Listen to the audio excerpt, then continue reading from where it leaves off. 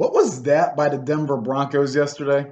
Firstly, let's start out by giving the Seattle Seahawks credit because Geno Smith was incredible yesterday, especially in the first half. And that Seahawks defense, oh my God, that Seahawks defense was suffocating. That defense yesterday, it reminded me of the 2013 Seahawks who won the Super Bowl, coincidentally, against the Broncos, that Legion of Boom era. But the Denver Broncos, so it's less than a minute left in the game and they're letting all this time bleed off the clock. The Denver Broncos are letting all this time go. And then on a 4th and 5, this is the game on the line. On a 4th and 5, you take the ball out of Russell Wilson's hands and you elect to go for a 64-yard field goal. You trusted a 64-yard field goal more than Russell Wilson getting you 5 yards. You had more faith in a 64-yard field goal than Russell Wilson converting a 4th and 5? What?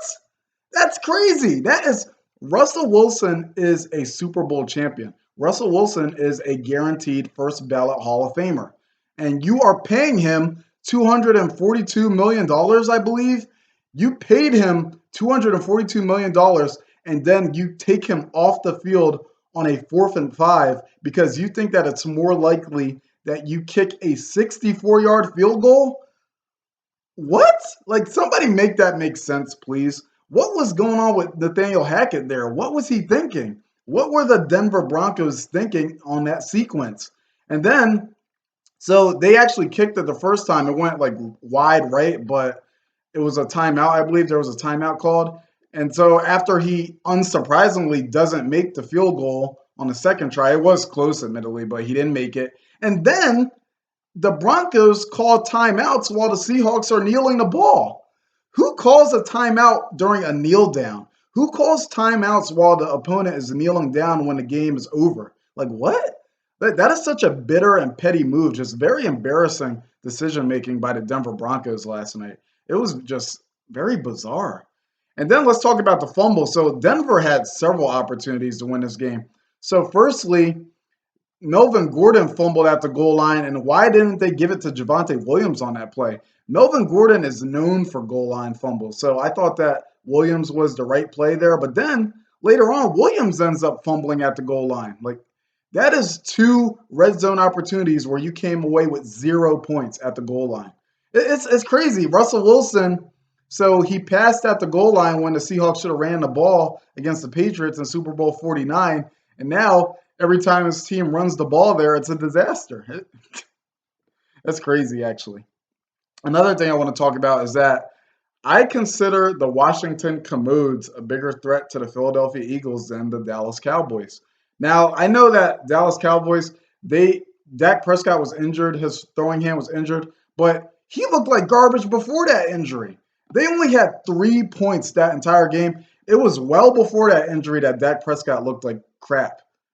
I don't want to hear no excuses about, oh, Dak Prescott got injured. It was way before that injury that the Cowboys offense was stinking up the joint.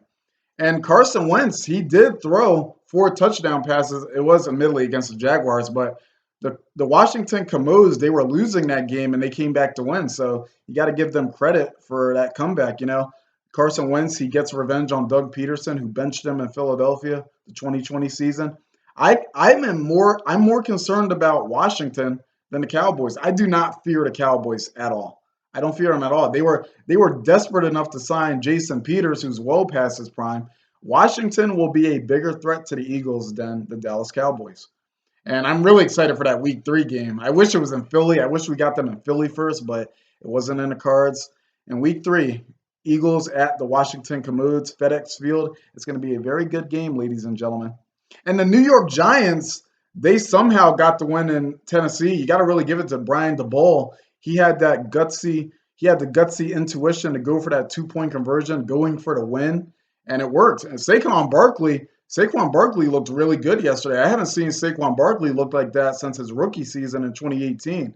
Now, admittedly, the Giants, they did get kind of lucky because the Tennessee Titans, they did miss a field goal, but a win's a win. The Giants, they are 1-0 for the first time since 2016. And for the first time since that season as well, they are over 500. So the Giants, it's really the Cowboys. The Cowboys, I think that they're going to be a total non-factor for the next 2 weeks. I have them losing to the Cincinnati Bengals the next week. And I think they could even lose to the New York Giants. I think in week 3, the Dallas Cowboys can very well lose at the New York Giants, MetLife Stadium. I think they can. So it's going to be a very interesting next few weeks. So take care, everybody, and go Birds.